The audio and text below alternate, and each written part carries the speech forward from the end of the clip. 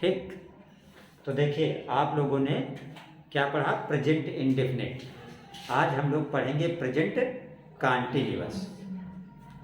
तो सबसे पहले कि प्रेजेंट कॉन्टिन्यूअस की पहचान क्या होती है, बताइए क्या होती है प्रेजेंट कॉन्टिन्यूअस की पहचान।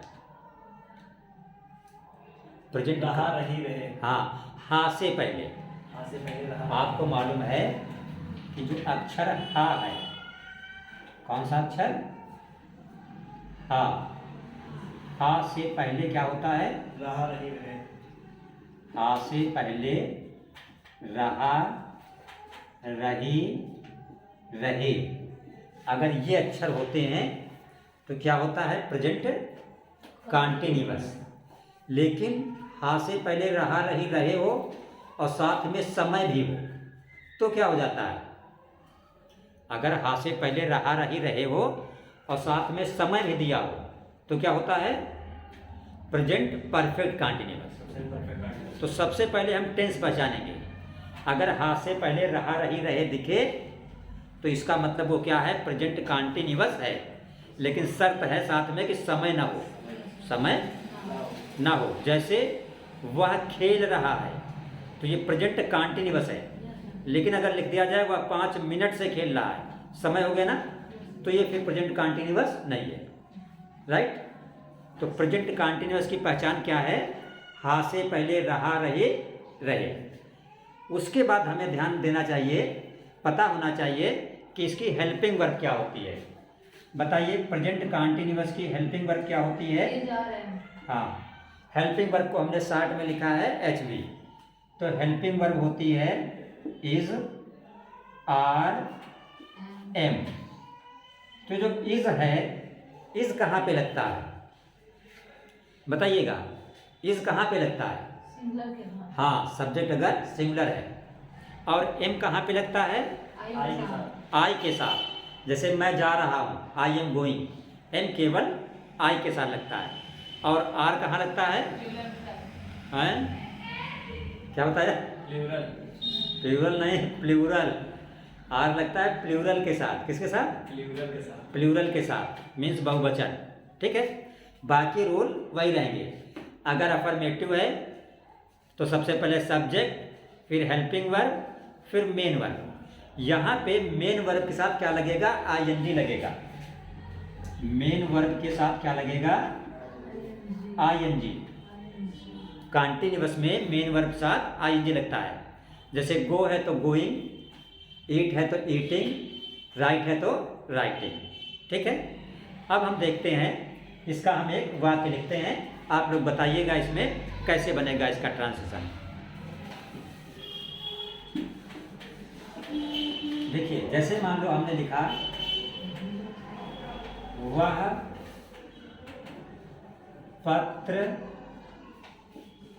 लिख रहा है, ठीक। तो देखिए हा से पहले रहा है, इसका मतलब ये क्या है, प्रेजेंट कॉन्टिन्यूअस। सबसे पहले क्या लिखेंगे, सब्जेक्ट, क्योंकि अफर्मेटिव टाइप है, बिल्कुल सीधा बात। तो सब्जेक्ट वह को क्या लिखेंगे, ही। अब ही के साथ हेल्पिंग वर्ब क्या आएगा, इज, क्योंकि प्रेजेंट कॉन्टिन्यूअस की हेल्पिंग वर्ब होती है इज, आर, एम। अभी आपने देखा था सिंगुलर के साथ इज लगता है। तो subject helping verb. Main verb इसमें क्या है, लिख रहा है। हाँ, लिखना। हिंदी वाक्य में जो बाद में दिखे वो मेन वर्ब होता है। तो लिखना यानी राइट, राइटिंग हो जाए। Yes, writing. क्योंकि कॉन्टिन्यूअस में मेन वर्ब के साथ क्या लगता है, ING लग जाता है। तो ही इज राइटिंग। अब क्या बचा, पत्र, लेटर, ठीक है।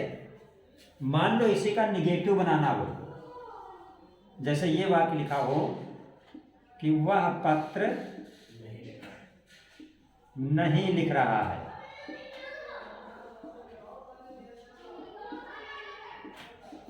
तो ये भी कॉन्टिन्यूअस है, प्रेजेंट कॉन्टिन्यूअस है। लेकिन इसमें क्या आ गया, नहीं आ गया, तो ये निगेटिव हो गया। तो जब निगेटिव हो गया तो आप जानते हो निगेटिव में हेल्पिंग वर्ब के साथ क्या लग जाता है, नॉट लग जाता है। सिर्फ इसमें नॉट बढ़ा देंगे तो ही हेल्पिंग वर्ब इज है, हेल्पिंग वर्ब के बाद नॉट लिख दीजिए, बाकी सब सेम टू सेम रहेगा।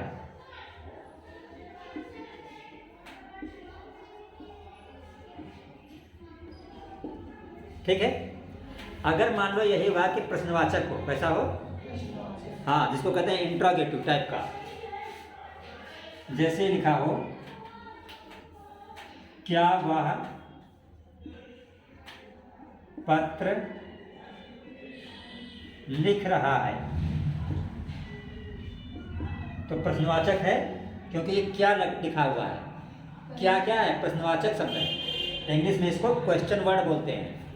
तो लास्ट में ये क्वेश्चन मार्क, क्या वह पत्र लिख रहा है, तो प्रश्नवाचक में मीन्स इंट्रोगेटिव में सबसे पहले क्या लिखा जाता है, हेल्पिंग वर्ब, राइट।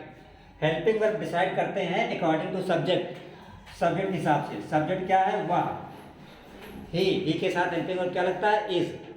तो सबसे पहले हेल्पिंग वर्ब मीन्स इज लगेगा, कम बढ़ जाओ, सबसे पहले क्या लगेगा, इज। हेल्पिंग वर्ब के सब्जेक्ट क्या लगेगा, ही।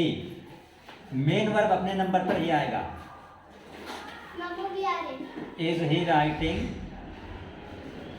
लेटर। ठीक है। आपने देखा यहाँ पे क्या, व्हाट मीन्स क्या होता है, बट हमने क्या की अंग्रेजी नहीं लिखी है। क्यों नहीं लिखी है, बोलो, क्या की अंग्रेजी क्यों नहीं लिखी गई इसमें?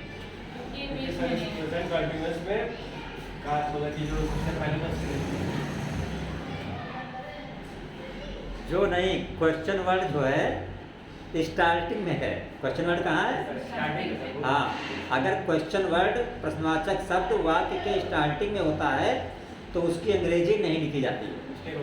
ठीक है। लेकिन अगर यही क्वेश्चन वर्ड वाक्य के बीच में हो तब उसकी अंग्रेजी लिखी जाती है। जैसे देखिएगा, मान लो ये लिखा हो, वह पत्र क्यों लिख रहा है, वह पत्र क्यों लिख रहा है। तो यहाँ पे देखिए जो प्रश्नवाचक शब्द है मीन्स जो क्वेश्चन वर्ड है वो कहाँ पे है, वाक्य के स्टार्टिंग में नहीं है, बीच में है। तो इसकी अंग्रेजी लिखेंगे, यस, पहले क्या लिखेंगे, व्हाई। फिर आप अपने रूल पे ही आ जाइए, helping verb is, subject he, main verb right. तो राइट से क्या बना, राइटिंग, क्योंकि मेन वर्ब के साथ आईएनजी लगता है। Why is he writing letter. ठीक है, समझ में आया? देखिए अगला मेन पॉइंट देखिएगा इसमें, प्रेजेंट कंटिन्यूअस में कौन से वाले वाक्यों में, अगर वाक्य में क्या लिखा है, कौन लिखा हुआ है, तो कौन से वाले वाक्यों में हु के साथ इज, आर या एम लगा देते हैं। ठीक है। जैसे मान लो एग्जाम्पल है, वहाँ कौन जा रहा है, तो इसमें कौन दिख रहा है, तो सबसे पहले आप हु लिखेंगे और हु के साथ ही क्या लगा देते हैं, इज, आर, एम। तो यहाँ पे क्या लगेगा, is. Who is, main verb क्या है, गो, तो गो से हो गया गोइंग। हु इज गोइंग वहाँ, देयर। हेयर मीन्स यहाँ होता है और देयर मीन्स क्या होता है, वहाँ होता है। Who is going there. ठीक है। तो जब भी कौन शब्द लिखा हो तो आप हु के साथ ही इज, आर, एम लगा देंगे। देखिए लास्ट पॉइंट इसका देखिएगा, how much, how many, whose वाले वाक्यों में। इसका मतलब क्या हुआ कि अगर ऐसे वाक्य जिसमें हाउ मच आ रहा है या क्या आ रहा है, हाउ मैनी आ रहा है या क्या आ रहा है, हुज आ रहा है। हाउ मच मीन्स कितने, कितना अधिक, मीन्स जब क्वांटिटी शो की जाती है, मात्रा। हाउ मैनी कितना, संख्या। हुज मीन्स किसका। अगर ये शब्द आते हैं तो वहाँ पे आपको ध्यान ये रखना है कि इन शब्दों से जो संबंधित नाउन होते हैं उस नाउन को लिखने के बाद ही इज आर एम लगाया जाता है। जैसे मान लो हमने एग्जाम्पल लिखा है, वह किसकी किताब पढ़ रहा है, तो किसकी, ये जो शब्द लिखा है हुज, हुज मीन्स होता है किसका या किसकी, तो वह किसकी किताब। अब देखिए नाउन क्या है, किताब, तो हुज के बाद किताब की अंग्रेजी लिख दी जाएगी, तब इज आर एम लगेगा। तो इसका ट्रांसलेशन बनेगा हुज बुक, खाली हुज नहीं, हुज के साथ नाउन लिखा है ना, how much, how many, whose वाले वाक्यों में इनसे संबंधित नाउन को लिखने के बाद इज आर एम लगाते हैं। तो हुज के साथ नाउन क्या आ गया आपको, whose book is, whose book is, अब सब्जेक्ट लाइए ही रीडिंग, ठीक है, बस में। दूसरा देखिए, बच्चा कितना दूध पी रहा है, तो कितना के लिए क्या लगाएंगे, हाउ मच की, हाउ मैनी की, whose, how many, how many नहीं, मैनी मीन्स संख्या, संख्या के लिए लगाते हैं। दूध क्या है, मात्रा 500 ग्राम, ठीक है, आधा लीटर, पाव भर, कितना, तो कितना दूध, हाउ मच, सब इसमें नाउन क्या है, दूध, तो हाउ मच के साथ क्या लिख देंगे, दूध की अंग्रेजी लिख देंगे। तो हम लिखेंगे हाउ मच, और हाउ मच के साथ क्या लिख दिया जाएगा, मिल्क। अब लगाएंगे is, how much milk is child, और फिर क्या लिख देंगे, ड्रिंकिंग,